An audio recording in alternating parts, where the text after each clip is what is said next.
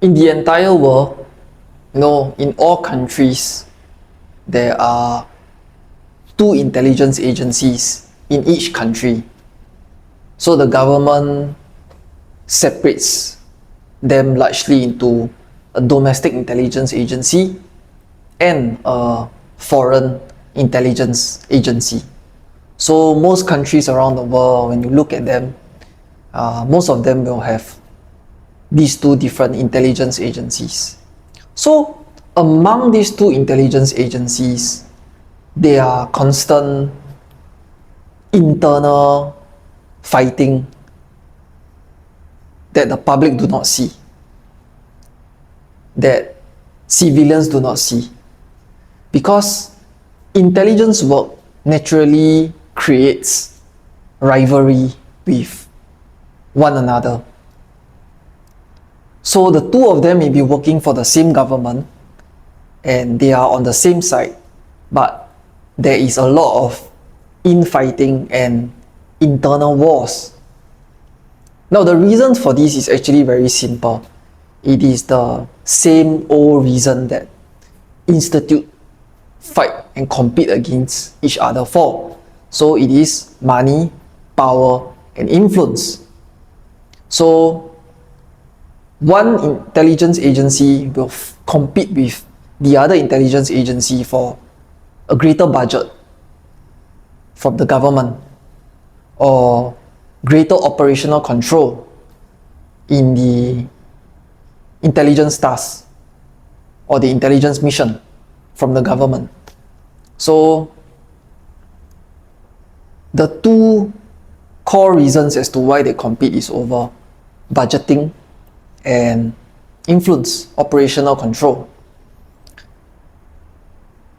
Now, who gets more budget, who gets more operational control is really dependent on who brings the critical, important piece to the puzzle on the table. So let's say in a country, this particular country's government surrounding threat is a nuclear threat, and intelligence agencies are down there to ensure national security and to advise governments in decision making. So take for example, in this country, they have given the example of they are facing a nuclear threat, right? So for this country, their geopolitical threat, their number one threat in that area is a nuclear threat. Now, if let's say the foreign intelligence agency in that country possesses the most informants, the most knowledge, the most intelligence, and the most information about this nuclear threat and what can be stopped and how it can be stopped, and they have the means and the abilities to do it, now the government will trust the foreign intelligence agency more than the domestic intelligence agency, because they are now more important than the domestic intelligence agency.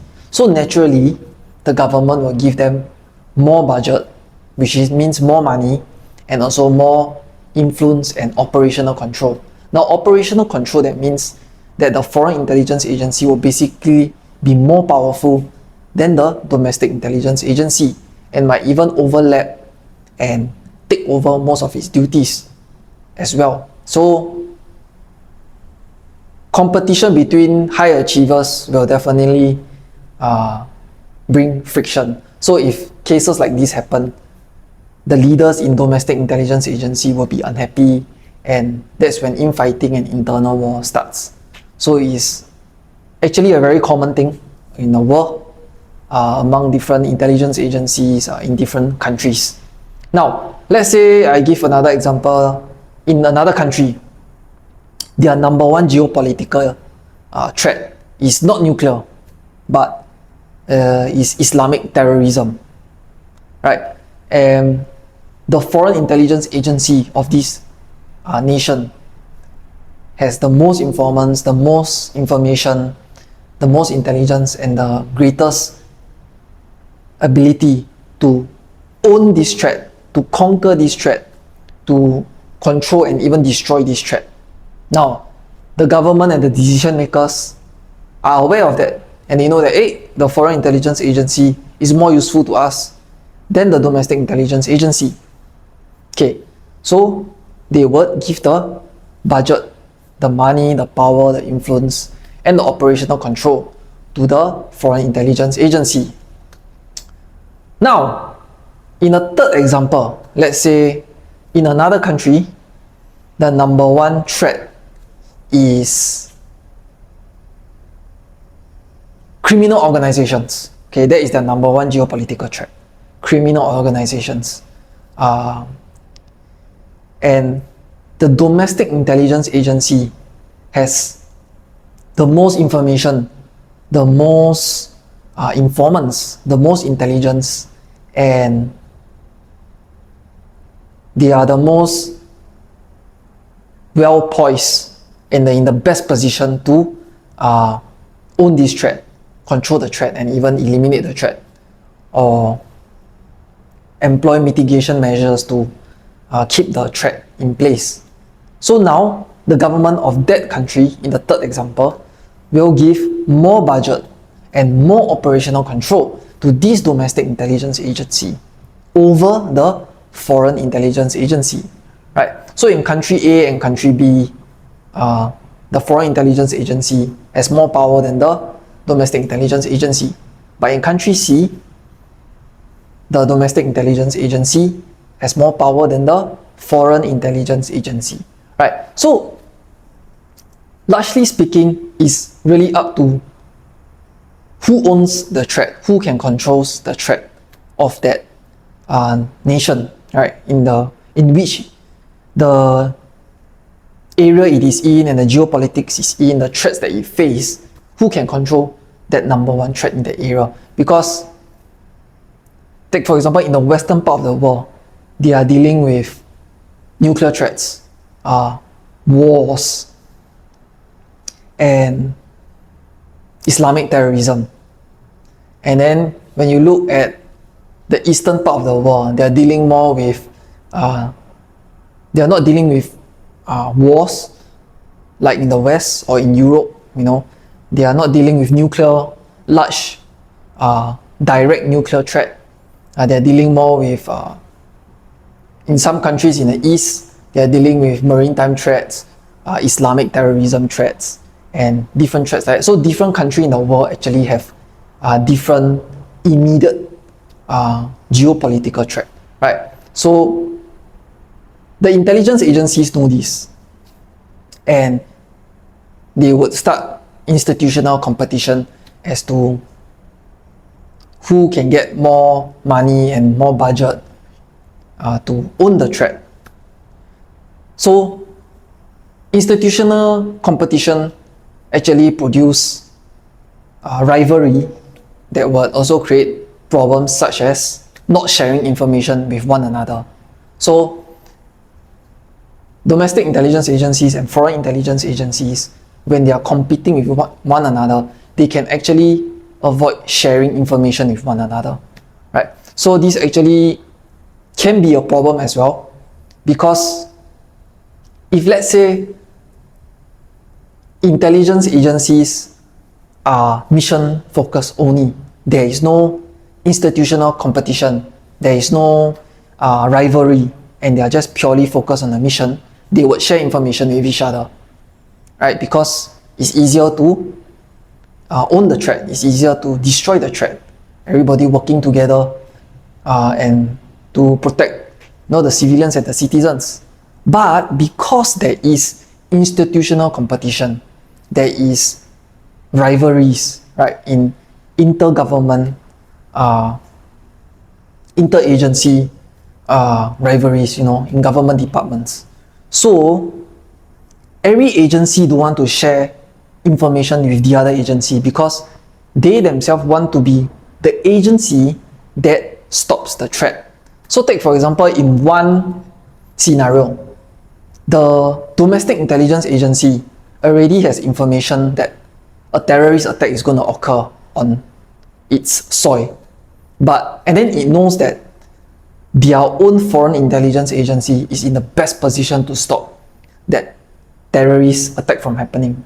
But because of institutional competition and institutional rivalry, they hold back that information and not give it to the foreign intelligence agency. And then they themselves try to attempt to stop that terrorist attack that is happening. But then they are not in the best position to do it. So at the end of the day, they fail to stop that terrorist attack. And that terrorist attack happened. So scenarios like that do occur in other countries. Okay? So it's all born out of rivalry and institutional competition. Right? So there's this infighting is because they want to protect their own informants. So domestic intelligence agencies will protect their own informants, their own sources of information, their own surveillance programs, and foreign intelligence agency will also do the same for their own informants, surveillance programs, and sources of intelligence. Right? They won't share each other because in that world, information and intelligence is power, right? So they hold it to themselves. Now, that's the first reason, right? So the second reason is also sometimes not sharing information is actually a good thing, which is called operational security. So here's another thing. Take for example, a foreign intelligence agency has already infiltrated a Islamic terrorist network. Okay, it has sent its agent into the network to be an undercover in the terrorist organization, and they have already successfully infiltrated the network for many years, right? And they are now mapping out who are the big leaders, who are the ones higher in the hierarchy, right? Ultimately with the goal of killing or capturing their terrorist network and taking down the big fishes, right? But take for example, suddenly information is leaked out and the domestic intelligence agency knows about this operation, and they without notifying the foreign intelligence agency or without consulting the foreign intelligence agency got the information about one of the terrorists. They decide to move in and actually go and use the local police or local law enforcement and activate them to arrest one of the terrorists of the entire network. So now when the domestic intelligence agency go and move in and arrest this terrorist is captured, and the entire terror network is now paranoid because they know that suddenly they found out that the government has penetrated into their organization, their network, and they're all spooked. So all the big fishes will close up shop, right? Dismantle the entire network and all run away and disappear into the wind. So in cases like that, the domestic intelligence agency actually screw up and ruin the foreign intelligence agency operation, right? They catch the small fish, but all the big fishes swim away. And that's why sometimes information is not shared as well, because the other intelligence agency will screw up the operation of another intelligence agency, right? And more than just money and power, these two agencies don't get along well with each other also because of their differences in organizational psychology, their differences in organizational character, and also their differences in organizational personality, right? Foreign intelligence agencies and domestic intelligence agencies have extremely different culture and extremely different institutional psychology, right? The best way to summarize them is that domestic intelligence agencies are basically, in a nutshell, just a police organization or a police agency. And foreign intelligence agencies are the actual pure intelligence agency. They are the actual spies. They are the ones that are doing the stereotypical spy stuff that you think about. When you think about intelligence agency, it is the foreign intelligence agencies that are mostly doing the stereotypical stuff that you think about. And domestic intelligence agencies are really just a police organization. So domestic intelligence agencies, they prioritize legality, evidence, prosecution, and to minimize civil rights violation. So they don't do enhanced interrogations, or that foreign intelligence agencies would do, right? Because they want to minimize civil rights violations.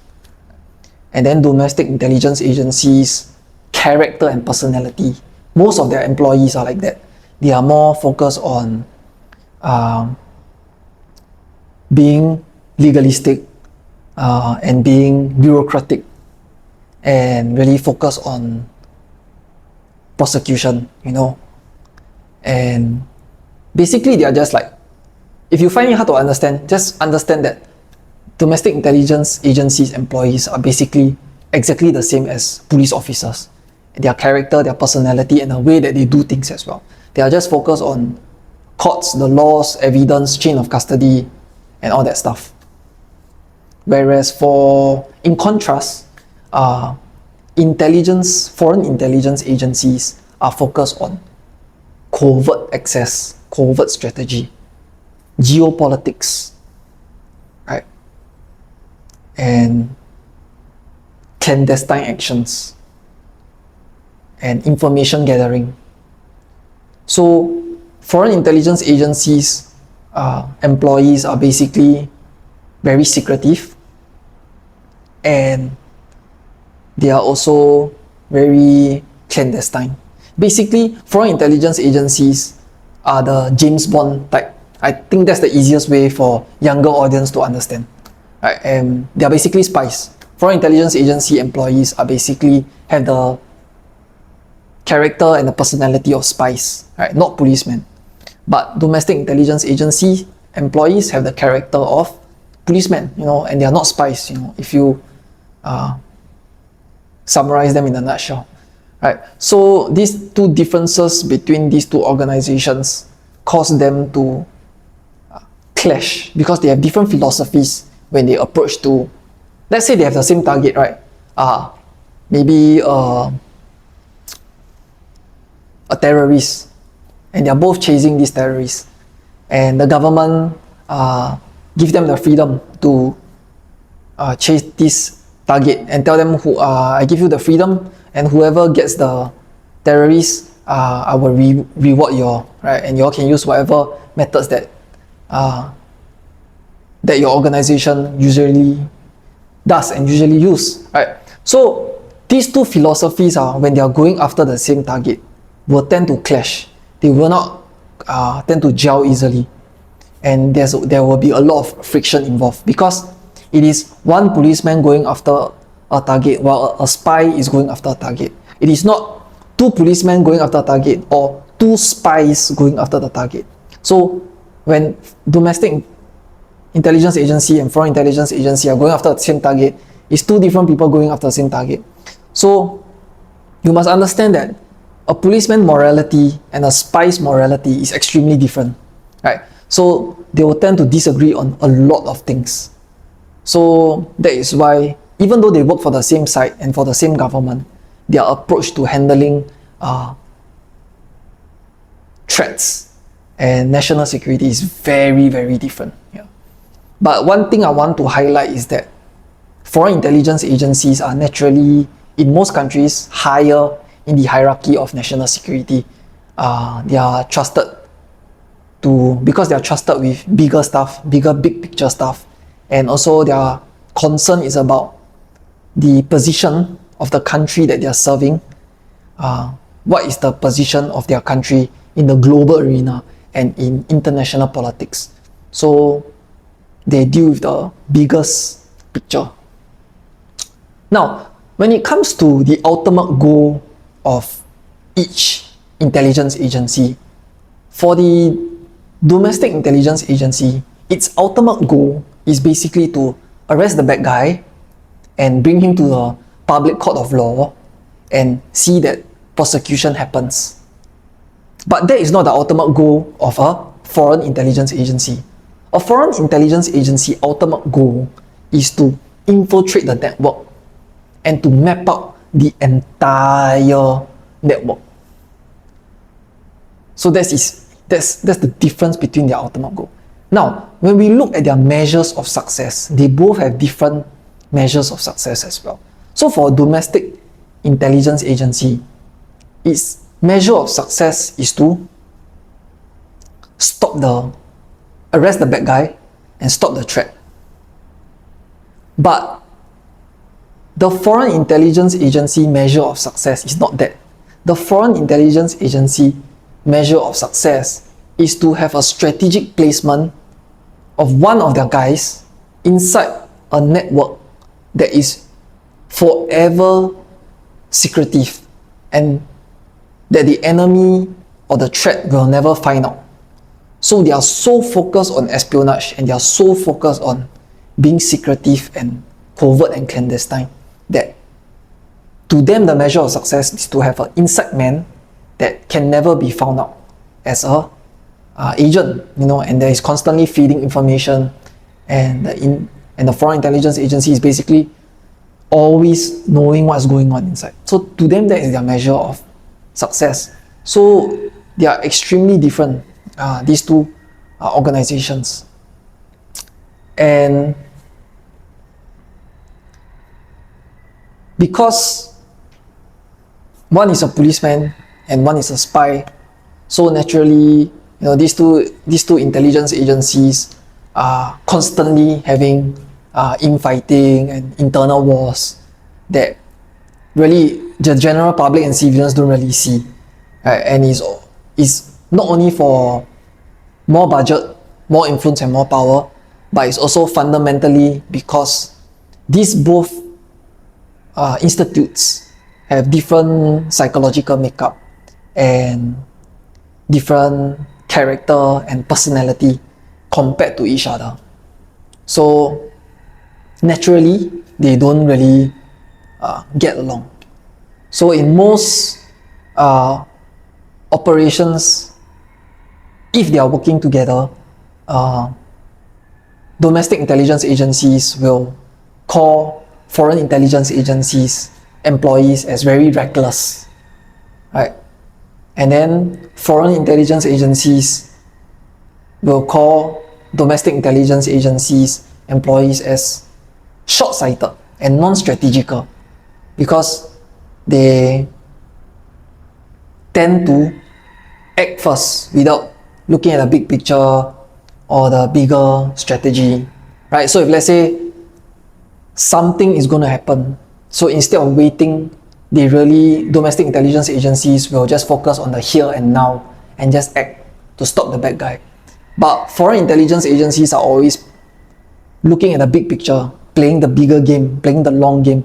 So they are willing to let something play out first and then to catch the bigger fish. So they have very different risk tolerance. Domestic intelligence agencies have a very low risk tolerance. If they sense that something bad is going to happen, right, immediately they will act on it and they will go in to arrest the culprit. But for foreign intelligence agencies, their risk tolerance is very high.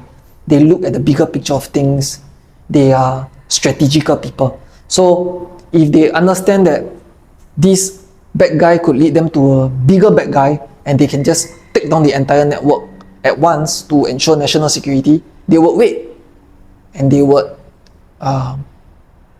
only act when the time is right.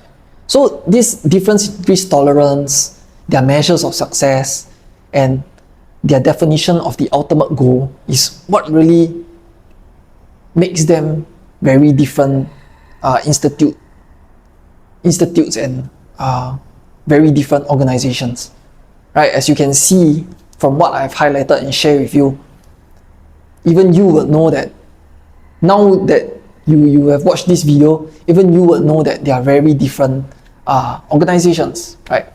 So ultimately, one will call the other reckless. Domestic intelligence agencies will call foreign intelligence agencies employees as reckless, but foreign intelligence agencies will call domestic intelligence agencies employees as short-sighted, non-strategical.